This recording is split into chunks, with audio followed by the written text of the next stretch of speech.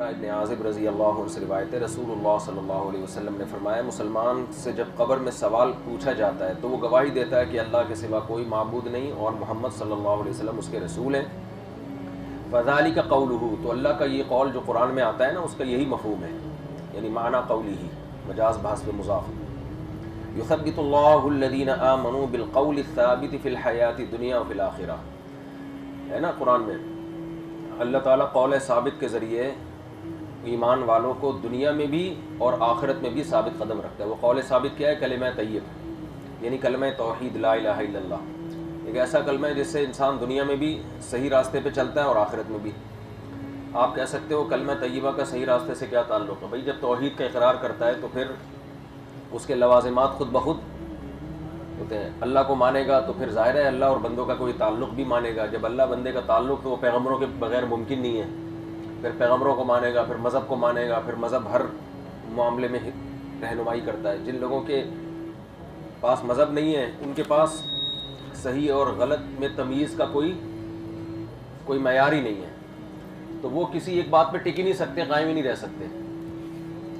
تو یہ ہے، یعنی اس ایک جگہ اللہ اس کو کھڑا کر دیتے ہیں، جما دیتے ہیں استقامت کے ساتھ، تو یہ کلمہ توحید کے بغیر ممکن نہیں ہے۔ اور مشرک بھی وہ بھی الٹتا پلٹتا رہتا ہے، تو یہی کلمہ توحید کے ذریعے مسلمان دنیا میں بھی ایک ٹریک پہ چلتا ہے اور ثابت قدم رہتا ہے۔ ثابت کا مطلب بہت ساری شیطانی قوتیں اور نفسانی خواہشات اس کو دائیں بائیں ورغلاتی ہیں، لیکن وہ اس کی وجہ سے سیدھے راستے پہ چلتا ہے کہ بھئی یہ خدا کو مانتے ہیں تو سب سے پہلے اس کا حکم ہے۔ یہ ایسے دو اور دو چار کی طرح بات ہے نا، بالکل، تو بھئی اپنی رائے کو اللہ کے آگے چھوڑ دینا، اللہ سے زیادہ کون صحیح سمجھ سکتا ہے۔ تو آخرت میں بھی کیا مطلب؟ قبر میں اور میدان حشر میں بھی، تو قبر میں بھی یہ کلمہ توحید اس کو عذاب سے بچائے گا۔ وفی روایت عن النبی صلی اللہ علیہ وسلم قال یثبت اللہ الذین آمنوا بالقول الثابت نزلت فی عذاب القبر یقال له من ربکم، انسان سے پوچھا جاتا ہے تیرا رب کون ہے؟ فیقول ربی اللہ ونبیہ محمد، کہتے ہیں میرا رب اللہ ہے اور میرے نبی محمد ہے صلی اللہ علیہ وسلم۔ اچھا یہاں ایک سوال ہوتا ہے، جو سوال تو آگے آنا چاہیے، لیکن آپ دیکھیں یہاں دو ہی طبقوں کا ذکر ہے، جو یہ کہتے ہیں کہ میرا رب اللہ ہے اور نبی میرے رسول ہیں تو وہ اس کے لیے جنت کے دروازے کھول دیے جاتے ہیں، اور جو کہتا ہے کہ میں نہیں جانتا، جو منافق اور کافر ہے، اس کے لیے جہنم کے۔ تو پھر اس سے تو یہ پتہ چل رہا ہے تیسرا تو کوئی طبقہ ہے نہیں۔ تو بد عمل مسلمان کا کیا ہوگا؟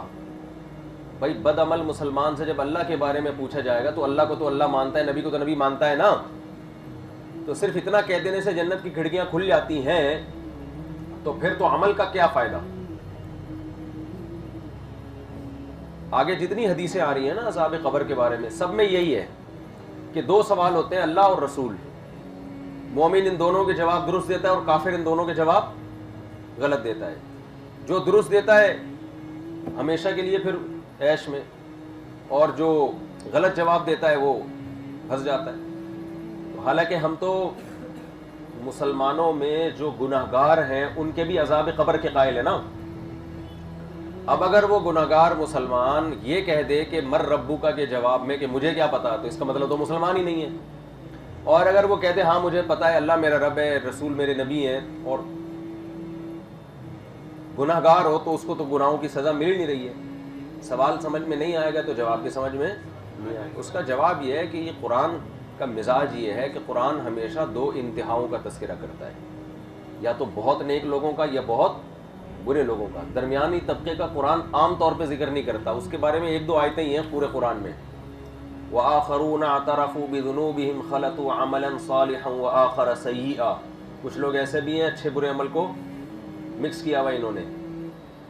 ورنہ قرآن جہاں تذکرہ کرتا ہے یا تو بالکل نیچے درجے کی جہنم میں جانے والے لوگوں کا، یا بہت نیک لوگوں کے قرآن ذکر کرتا ہے تو سورہ فرقان کے آخری رکوع دیکھ لو آپ، ان کی جو اچھی صفات کے جنتی ایسے ہوتے ہیں، ہے نا، یبیتون لربہم سجدا وقیاما، جنتی کے ایسی جنتیوں کے خواص، یعنی کسی نے جنتی کو دیکھنا ہو تو یہ ہوتے ہیں۔ اس میں آپ جو اپنے آپ کو تلاش کرو گے تو آپ کو اپنے علاوہ ہر آدمی اس میں نظر آئے گا، کتنے نیک تو ہم ہیں نہیں، لیکن ہم اس سے لگتا ہے شاید ہم جہنمی ہو، تو جب جہنمیوں کے آپ جاؤ گے تو آپ کو لگے گا جو جہنمیوں کی علامتیں قرآن بیان کر رہا ہے وہ کیا ہے، فذلک الذی یدع الیتیم، یتیموں کو دھکے دیتے ہیں، ولا یحض علی طعام المسکین، کسی کو کھانا کھلانا تو دور کی بات ترغیب تک نہیں دیتے، ایسی فطرت میں کنجوسی ہے۔ تو آدمی کہتا ہے یار اتنے برے بھی ہم نہیں ہیں۔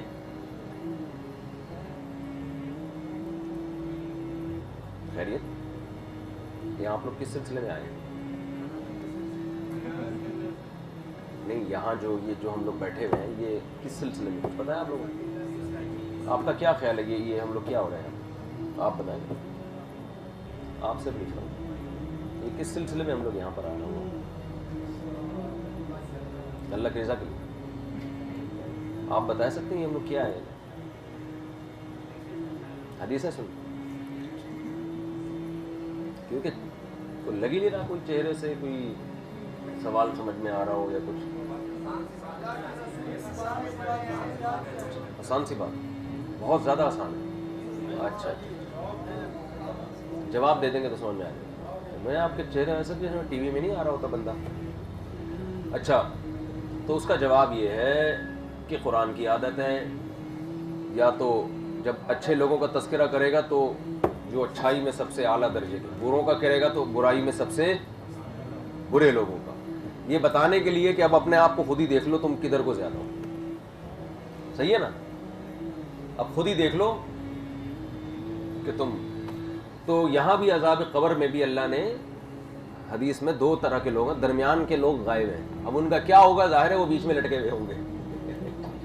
کچھ کو اللہ اپنی رحمت سے معاف کر دے گا، کچھ کو سزا دے دے گا، پھر سزا دینے کے بعد پھر ان کے ساتھ وہی احوال شروع ہو جائیں گے جو نیک مومنوں کے ساتھ ہوتے ہیں۔ تو ان کا تذکرہ نہ ہونے سے یہ لازم نہیں آتا کہ تیسرا طبقہ سرے سے کوئی ہے ہی نہیں، یا تو جاتے ہی عذاب شروع یا جاتے ہی جنت کی کھڑکیاں، بس مومن اور کافر ایسا نہیں ہے۔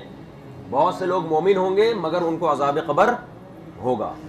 اللہ تعالیٰ ہم سب کو محفوظ رکھے، حالانکہ وہ سوال کے جواب درست دے چکے ہوں گے۔